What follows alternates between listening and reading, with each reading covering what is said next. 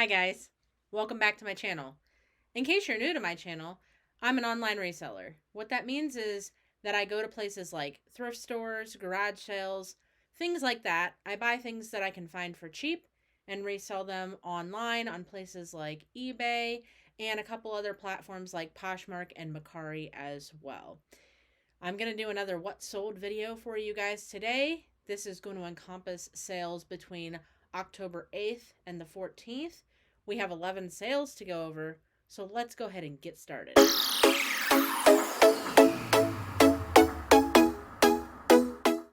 All right, guys, so let's go ahead and go through these 11 sales.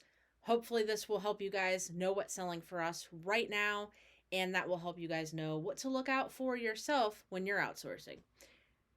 All right, so first up we have these Crocs free sale slip-on shoes.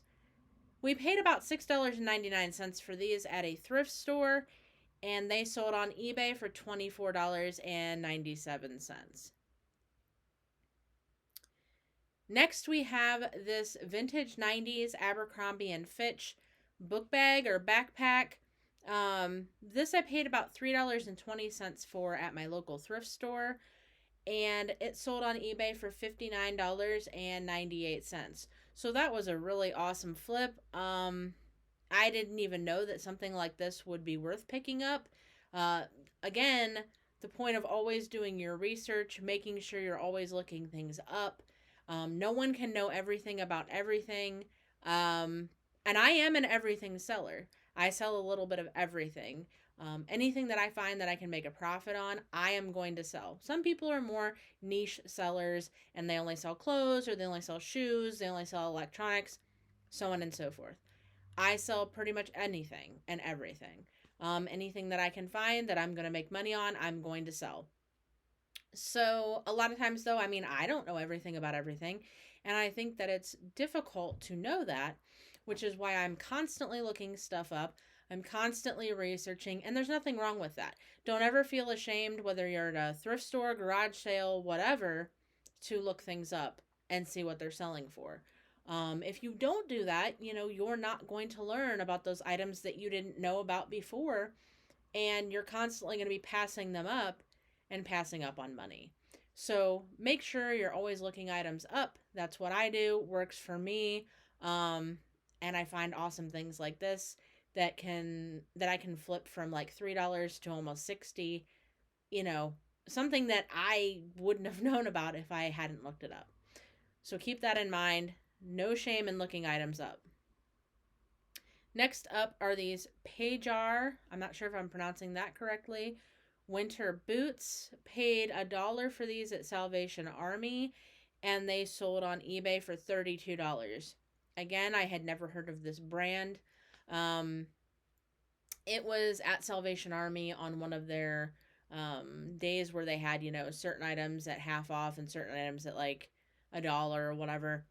And I saw these and they looked like they were really good quality winter boots, and they were on sale for only $1. So I thought, let me look these up and see. And I was really surprised at how well this brand actually does. So again, researching, even if it's a brand, whether it's an item, whether it's a brand, no matter what it is, if you don't know it, look it up. You'll probably find lots of things that may not be worth anything when you look them up. But you may find things like the backpack and like these boots, and so on and so forth. You'll find lots of things just by researching. All right, next up we have these North Face women's winter boots. Paid about $3.39 for these at the bins, and they ended up selling on eBay for $25. So I know if you are returning to my channel, you've definitely heard me talk about the bins before. I talk about them all the time. But in case you're new, in case you're someone that's never heard of the bins, it is also referred to as the Goodwill outlet. It's where you pay for everything by the pound instead of paying for each item individually.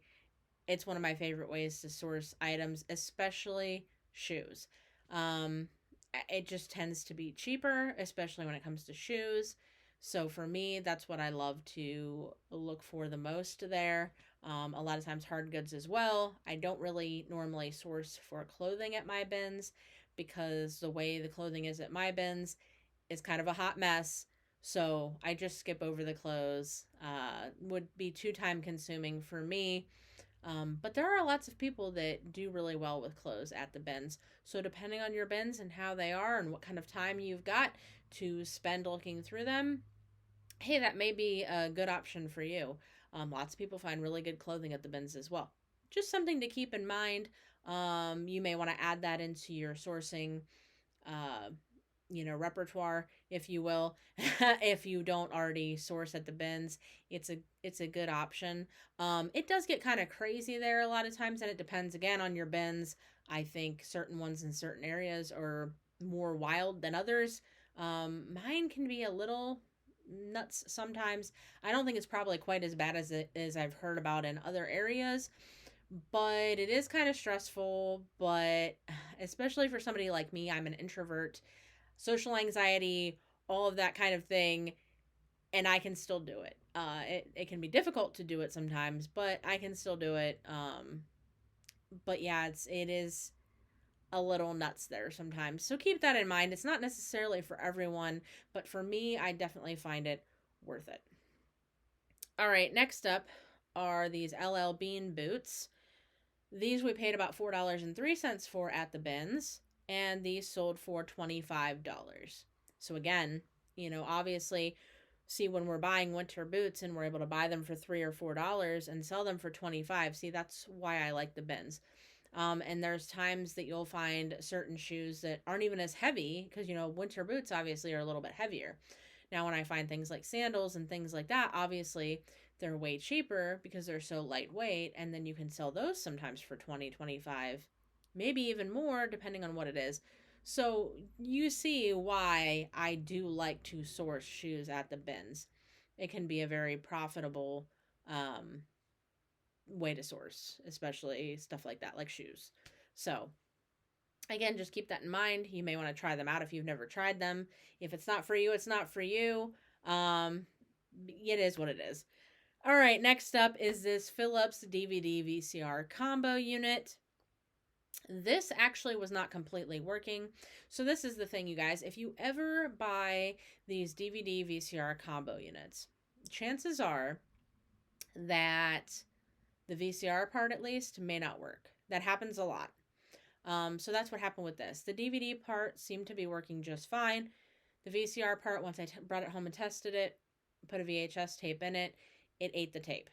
That happens a lot of times with these units, but some of them are still worth selling.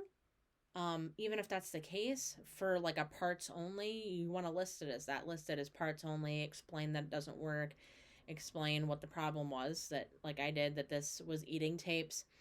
And a lot of times they'll still sell. Now they won't sell for as much as they normally would. But we paid, I'm not even sure what we paid for this, because it must have been a while ago, but I think I probably picked this up at like a garage sale and maybe it was like $1 or something. I don't feel like it was much at all, but it ended up selling for $24.97. Even in this condition. Now, if it had been working, it probably would have sold for at least, I would say probably at least double that, if not even more than double that. I don't remember on this specific model how much it would have went for. So, different models sell for different amounts as well. Some of them sell for really good money. Other ones are a little lower. So, again, it's up to you if you want to take a chance on these kind of things. I usually do, as long as the price isn't ridiculous in the first place. I'm not going to pay up for these typically when I don't have a way to test them. Now, if I had a way to test it before I bought it, then yes, I might be willing to pay up for certain ones that I know are going to sell for $80 or so. But like in a case like this where I didn't have any way to test it, so I didn't know for sure if it was working or not, I didn't want to pay a lot. And that's why I say I'm pretty sure I probably didn't. For some reason, I didn't have it marked down how much I paid for it. Usually I do have that in my records. For some reason, I don't have a price on this one, but I feel like I probably got it for like $1 or $2 at a garage sale. Again, bring it home, test it. It's not completely functional, but still able to sell it for almost $25. So I'm fine with that. All right, next up was this Henschel. I'm not sure if I'm saying that correctly either, but it was a hat. It was kind of like a cowboy western style hat. Not exactly. It was because it was also like a felt, but it was just like the style. It wasn't like a normal typical cowboy hat like you think of, but it was still kind of that style. Found this at the bins. Only paid 64 cents for it. So you guys see, 64 cents, and it sold on eBay for $18. So not it didn't sell for a ton, but the point is that I only paid 64 cents for it by buying it at the bins and was able to sell it for $18. So that's still a huge profit, a huge ROI, if you will. So that's, again, why I like the bins. And sometimes I will find other items like this. Like I said, it's normally shoes. Every once in a while, I'll find hats, other types of hard goods, so on and so forth. Just not typically clothes for me. Again, some people will do well with clothes, though. So that's up to you. You may be able to be one of those people that can do really well with clothes at the bins. Next up is this Polinex Power Massager.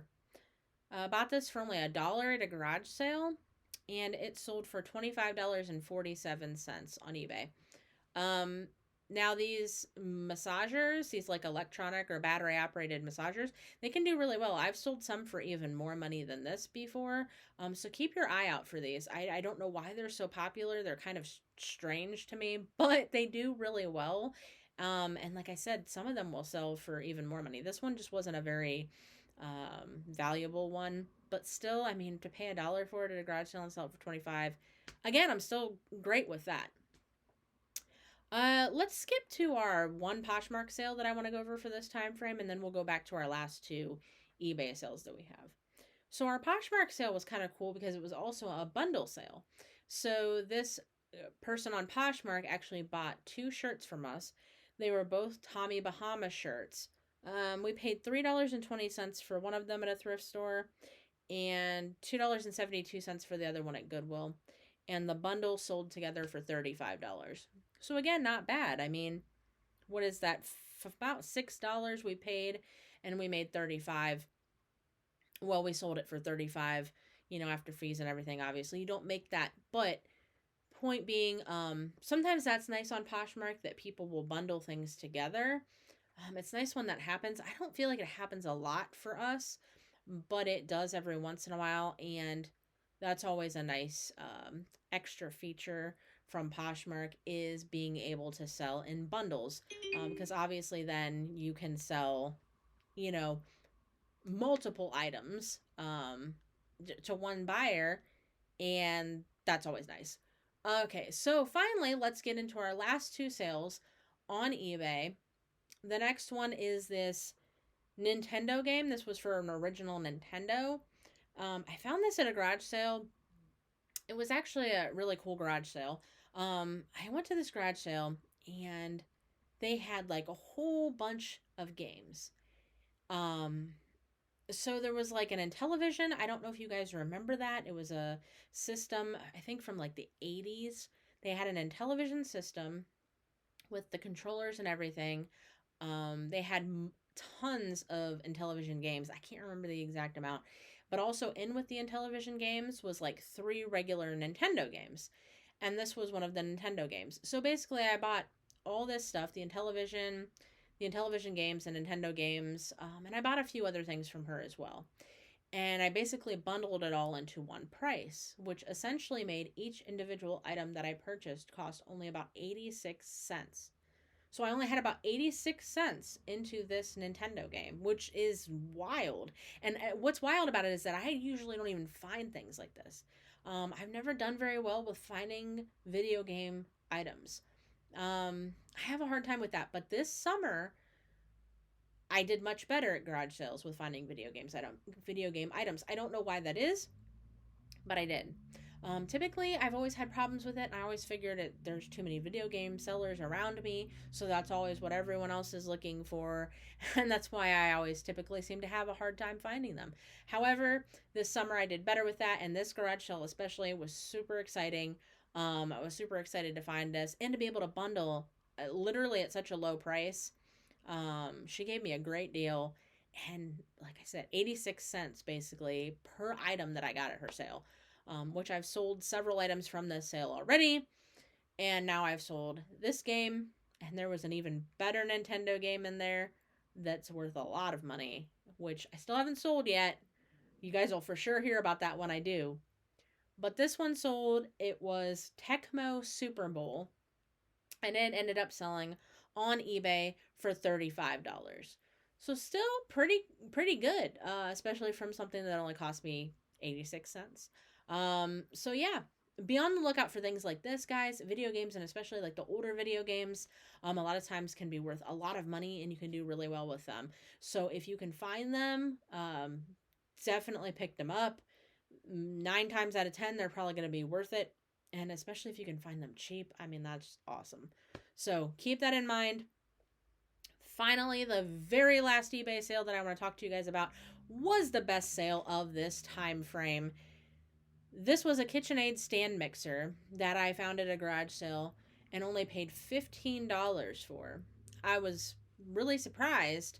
I think she actually had like 20 or 25 on it, and I just shot my shot. I asked her if she'd take 15, and she said yes. I was fully expecting her to probably say no, because I mean, people know that KitchenAids are worth money and they're an expensive item. So, but I thought I'll give it a shot. I think it was because I only had like $15 on me in cash.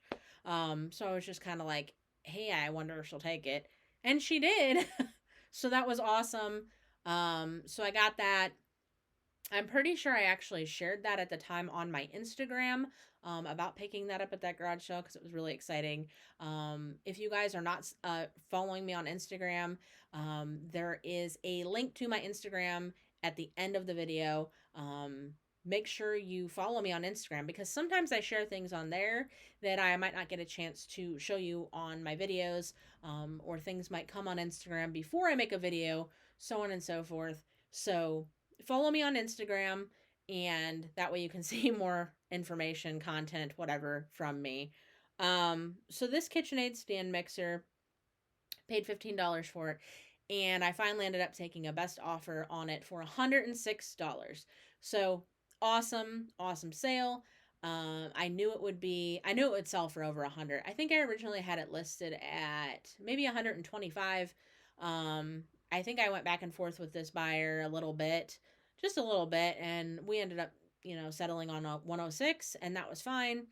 So there you go. I mean, and the person also paid like, I think $50 for shipping or something, because the KitchenAid stand mixers, if you don't know, are super heavy.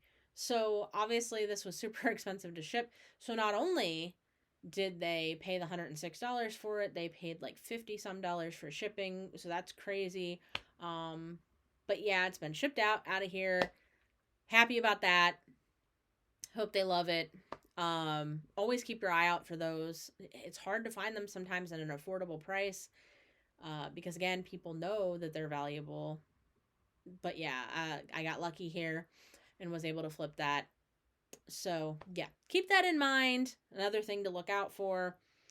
And that was our sales from October 8th through the 14th. Hopefully you guys liked this video. If you did, make sure to give it a like. Helps the channel, helps this video, helps more people be able to see this video. Comment any comments, questions, anything like that you guys have down below. I'll be sure to answer any comments or questions you have.